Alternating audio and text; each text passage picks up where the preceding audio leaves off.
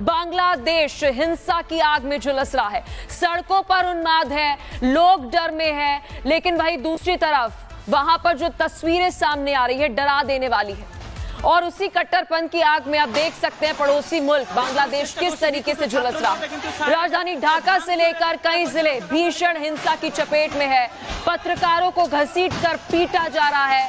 बांग्लादेश के media house जल रहे हैं और भारतीय उच्चायोग के अधिकारियों को निशाना बनाया जा रहा है। बेकाबू भीड़ निर्दोषों को कुचल रही है और कट्टरपंथी सड़कों पर राज कर रहे हैं, लेकिन सत्ता के शिखर पर बैठा शख्स कट्टरपंथियों को खुली छूट दे रहा है। अवामी लीग के दफ्तर जल रहे हैं, नेता टारगेट पर है। हिंदू दास की हत्या से बता दें कि लोग वहां पर मीडिया हाउस पर अगर बात करें हमले तक कर रहे हैं। एक बार फिर से वही पैटर्न जो है वो दिख रहा है जो कुछ समय पहले भी बांग्लादेश में देखने को मिल रहा था। और ये तस्वीरें डरा देने वाली तस्वीरें। और इस बीच आपको बता दें कि जो प्रदर्शन की ये तस्वीरें हैं ये कल से ही सामने आ रही हैं, जब ढाका में आप देख सकते हैं किस तरीके से दफ्तर में, और ये दफ्तर मोस्टली अगर आपको बताएं तो ये मीडिया हाउसेस के जो दफ्तर थे वहां पर अटैक किया जा रहा है। ये आगजनी जो आप देख रहे हैं ये मीडिया हाउसेस जो बांग्लादेश में है वहां पर कट्टरपंथी भीड़ उग्र होकर उत्पात मचा रही है।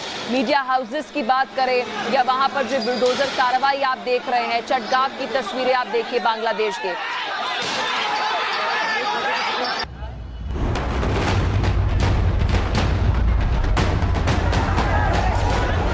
बांग्लादेश एक बार फिर हिंसा की आग में जल रहा है। शेख हसीना के विरोधी नेता उस्मान हादी की मौत के बाद कई इलाकों में उबाल है। ढाका से लेकर भालुका तक जिहादी भीड़ का तांडव देखने को मिल रहा है। इस तस्वीर को देखिए जहां सत्ता से बदले की आग में आवामी लीग के दफ्तर में तोड़फोड़ की गई और फिर उसे बुलडोजर से गिरा दिया गया।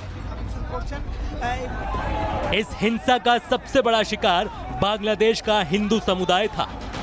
भालुका में एक हिंदू फैक्ट्री वर्कर दीपू चंद्र दास को पीट पीट कर मार डाला गया। जिहादी भीड़ ने हिंदू युवक का शव भी जला डाला। जिहादी उन्माद की आग ने भारतीय उच्चायोग को भी निशाना बनाया। तस्वीरों में आप देख सकते हैं कैसे आक्रोशित भीड़ भारत विरोधी नारेबाजी कर रही है। अब इस वीडियो को देखिए। ये पत्थरबाजी किसी आम शख्स के घर पर नहीं बल्कि भारतीय assistant high commissioner doctor Rajiv Ranjan के आवास पर हो रही है।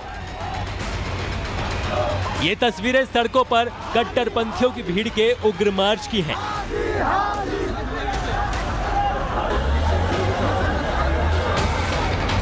पुलिस ने भीड़ को काबू करने की कोशिश की, आंसू गैस के गोले दागे, लेकिन भीड़ पर इस कदर सनक सवार थी कि उसके रास्ते में जो सामने आया उन्होंने उसे तबाह कर दिया।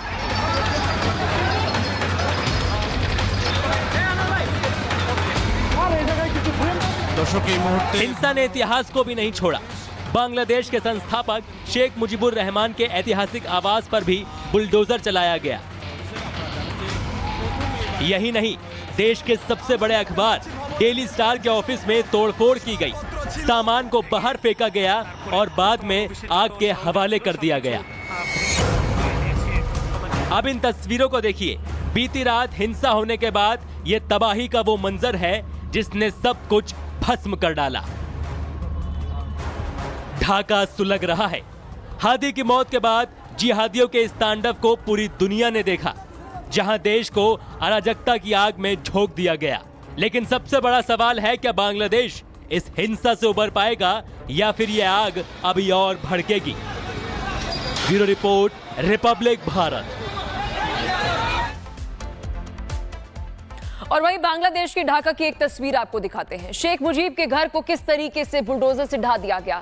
धान मंडी इलाके में मौजूद आवास पर यह बुलडोजर चलाया गया। बांग्लादेश के इतिहास का अहम प्रतीक है ये। मुजीब का घर दंगाइयों की भीड़ ने देखे किस तरीके से धान मंडी 32 इमारत के बचे हुए हिस्से को, ये देखिए बुलडोजर से, क्योंकि पहले आपको बता दें कि कुछ हिस्सा जो है वो ढाया गया था। और अब ये पूरा ये शेख मुजीब का जो आवास है, एक ऐतिहासिक हम कह सकते हैं कि जगह है, और कैसे इसे वहां पर ध्वस्त कर दिया गया। एक और तस्वीर ये देखिए, पहले जो कुछ हिस्सा बचा था और ये दूसरी तस्वीर जो शेख मुजीब के घर पर किस तरीके से बुलडोजर चलाया गया। और आप ये तस्वीरें देखिए, क्या स्थिति इस वक्त पड़ोसी मुल्क बांग्लादेश में बनी हुई है, कट्टरपंथ का नतीजा क्या होता है, ये इस वक्त आप तस्वीरों में साफ देख सकते हैं। शेख मुजीब के घर पर कैसे बुलडोजर चलाया गया, उसे ध्वस्त कर दिया गया, हर जगह आग की लपटें जो है वो नजर आ रही है। और ये तस्वीरें आपको बांग्लादेश से दिखा रहे हैं। और इस बीच अब तक बांग्लादेश में क्या कुछ हुआ है, आपको बड़ी अपडेट्स बताते हैं। ढाका की सड़कों पर जिहादियों का कब्जा हो चुका है। इस बीच मेमनसिंह भालुका में हिंदुओं पर हमला हुआ। राजशाही में भी हादी समर्थकों की हिंसा देखने को मिली है। ढाका राजशाही सिलहट में आगजनी हो जाती है। अलग अलग लोकेशन से आपको जानकारी दे रहे हैं। कई सरकारी इमारतों में आग लगा दी गई। अवामी लीग के दफ्तर पर बुलडोजर चला दिया गया। स्वतंत्रता आंदोलन के मुख्य केंद्र पर बुलडोजर चला दिया गया। पुलिस उपद्रवियों के बीच कई जगह पर अभी भी झड़प हो रही है। पूरे बांग्लादेश में भारत विरोधी अराजक प्रोटेस्ट देखने को मिल रहा है। हादी की मौत के बाद से बेकाबू कट्टरपंथी छात्र नेता जो है वो नजर आ रहे हैं। किस तरीके की स्थिति इस वक्त बांग्लादेश में बनी हुई है, एक स्पेशल रिपोर्ट में आपको दिखाते हैं।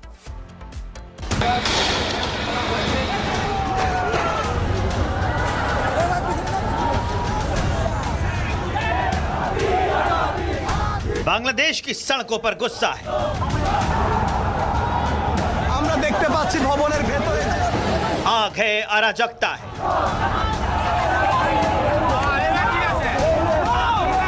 ये तस्वीरें ढाका की हैं, जहां उस्मान हादी की मौत के बाद गुस्साई भीड़ सड़कों पर उतर आई। इंकलाब मंच के समर्थक हाथों में लाठियां और पत्थर, आंखों में आक्रोश और जुबान पर नफरत लिए खड़े थे।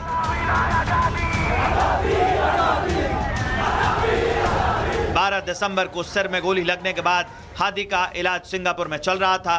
तब तक उनके समर्थक शांत थे, लेकिन जैसे ही गुरुवार देर रात मौत की खबर आई, ढाका जल उठा।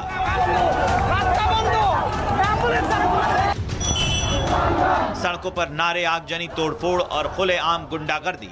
हिंसा यही नहीं रुकी। दंगाइयों की भीड़ ने चटगांव में भारतीय assistant high commissioner doctor Rajiv Ranjan के आवास पर ईंट और पत्थर बरसाए।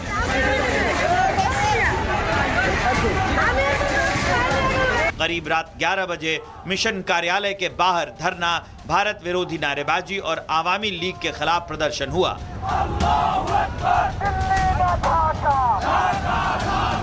हालात बेकाबू होता देख पुलिस ने आंसू गैस के गोले दागे, लाठीचार्ज किया, लेकिन दंगाइयों ने जवाब में पत्थर फेंके और गलियों में भाग गए।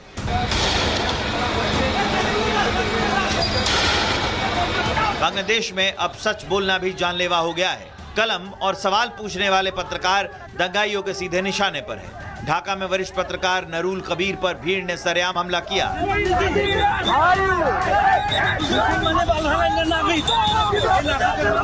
न्यू एज अखबार के संपादक कबीर को कार से खींचकर बाहर निकाला गया और बेरहमी से पीटा गया। ये सिर्फ हमला नहीं, ये प्रेस की आजादी पर सीधा वार है। दंगाई आगे बढ़े और आवामी लीग के नेताओं को हमला किया। पूर्व शिक्षा मंत्री मोहबुल हसन चौधरी के आवास पर आगजनी की गई।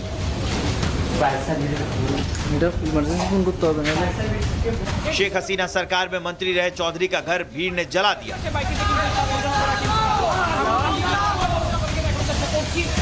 बढ़ते बवाल के बीच अंतरिम सरकार के प्रमुख मोहम्मद यूनुस ने लोगों से शांति बनाए रखने की अपील की है और कानून हाथ में ना लेने की गुहार लगाई है, लेकिन जमीनी हकीकत इन अपीलों से कोसों दूर है।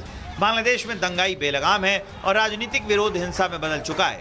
देखना होगा कि क्या यूनुस सरकार इस अराजकता पर काबू पाएगी या फिर बांग्लादेश अस्थिरता के और गहरे दलदल में फंसता चला जाएगा। Bureau report, republic Bharat.